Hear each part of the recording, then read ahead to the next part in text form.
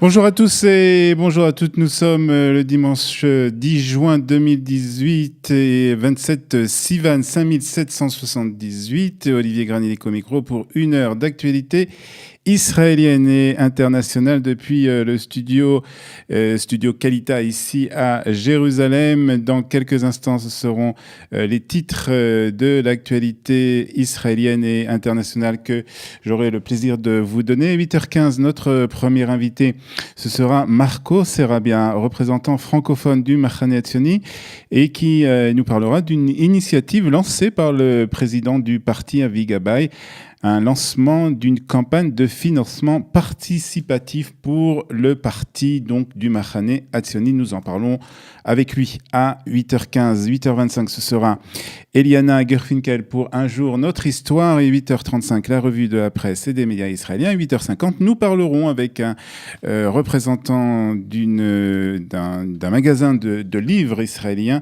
Nous parlerons avec lui de la semaine du livre. Ce sera donc en seconde partie de cette émission. Mais nous commençons immédiatement par l'essentiel de l'actualité de ce week-end, puisque c'était surtout les manifestations de ce vendredi qui ont retenu l'attention de la presse israélienne, avec la déception pour le Hamas. En effet, l'organisation terroriste attendait entre 50 et 100 000 personnes. Ce ne sont pas plus de 10 000 manifestants qui se sont rassemblés le long de la barrière de sécurité vendredi. Et selon le ministère de la Santé palestinien, 4 Palestiniens ont été tués au cours des émeutes avec l'armée israélienne. L'ambassadeur palestinien auprès des Nations Unies, Riyad Mansour, a condamné ces incidents et demandé que l'Assemblée générale de l'ONU tienne une réunion d'urgence afin de discuter d'une résolution visant à protéger, selon l'ambassadeur palestinien, les civils palestiniens.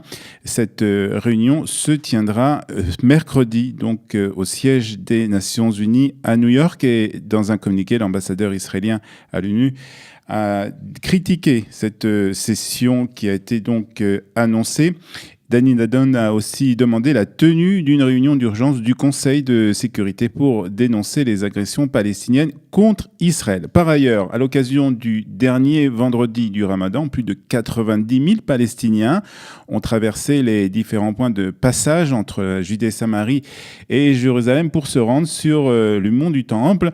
C'est ce qu'a souligné l'armée israélienne. En outre, au cours de la journée, environ 8 000 fidèles ont visité le tombeau des patriarches à Hebron, journée qui s'est déroulée dans un calme relatif. Et aujourd'hui, le cabinet de sécurité israélien doit se réunir pour discuter de la situation humanitaire dans la bande de Gaza, et certains allègements sont à l'ordre du jour, comme permettre l'entrée de 6 000 travailleurs de Gaza vers Israël, la transformation du checkpoint d'Erez en passage de marchandises et sa connexion avec le port d'Ashdod, l'assouplissement des restrictions sur les Palestiniens à Gaza. Ce sont quelques mesures pour améliorer la situation humanitaire qui est difficile dans la bande de Gaza. Depuis 2007, les travailleurs de Gaza ne sont pas autorisés à entrer en Israël, mais l'idée de renouveler le processus est le résultat d'un travail d'une commission ministérielle qui a été dirigée par le sous-ministre Michael Oren à la demande du Premier ministre Benjamin Netanyahou. Le Shin Bet s'oppose à ces réformes, mais certains officiers de l'armée israélienne soutiennent ce programme. Il s'agit de la première discussion, en tout cas, sur la situation humanitaire dans la bande de Gaza depuis longtemps, après que Benjamin Netanyahou ait clairement indiqué à la fin de sa rencontre avec la chancelière allemande la semaine dernière qu'Israël examinerait diverses possibilités pour empêcher un effondrement humanitaire à Gaza. Et puis, pour la première fois aussi depuis les émeutes dans la bande de Gaza, l'armée de l'air israélienne a procédé samedi à une frappe d'avertissement contre des Palestiniens de Gaza qui préparaient des cerfs-volants qui étaient chargés de produits incendiaires.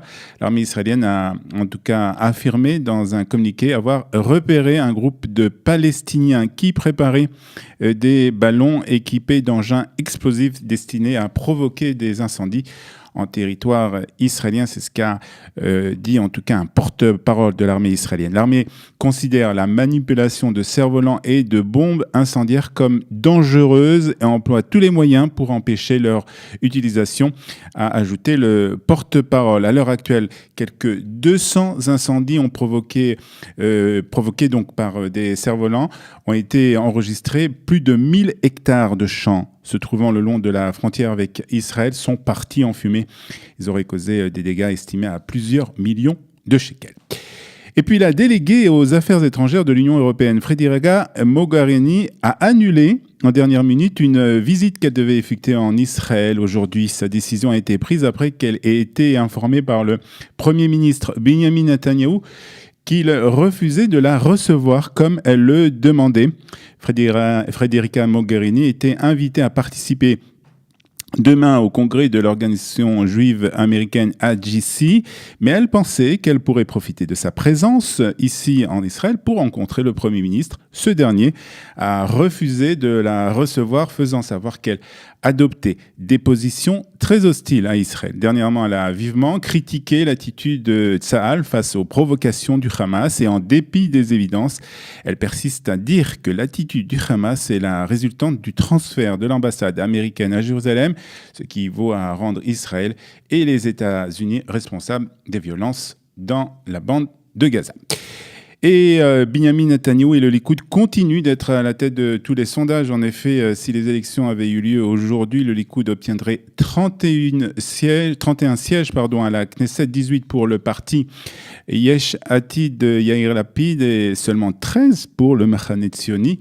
L'Abait Hayoudi obtiendrait, lui, 11 sièges et le parti d'extrême gauche Meretz, 7 sièges. C'est les résultats d'un sondage publié vendredi soir par la télévision israélienne. On en parle dans quelques instants avec notre invité Marco Sarabia, représentant francophone du Machane Tzioni. Et puis la police a ouvert une enquête sur le meurtre de la veuve d'un responsable chrétien à Yafo. Fadia Kadis, âgée de 52 ans, a été retrouvée morte à son domicile à Yafo, donc jeudi soir. Elle a été vraisemblablement poignardée quelques heures auparavant. 2 suspects ont été arrêtés. Les enquêteurs estiment qu'au moins l'un des suspects, âgé de 18 ans, connaissait Kadis car il n'y a eu aucune trace d'effraction dans la maison. Une ordonnance de non-publication a empêché la diffusion des détails sur l'identité des suspects. Au mois de décembre 2012, l'époux de Kadis, Gabi, qui était président de l'association chrétienne orthodoxe de Jaffa, avait été assassiné par un homme déguisé en Père Noël. On termine par la météo de ce dimanche. Il fera aujourd'hui 30 degrés à Tel Aviv, 32 à Jérusalem, 30 à Haïfa, 36 à Beersheba et 41 degrés à Eilat. 8h10 sur Studio Kalita. Nous allons faire une petite pause musicale et ensuite nous retrouver avec notre premier invité ce matin, Marco Sarabia, représentant francophone du Machane Tzioni.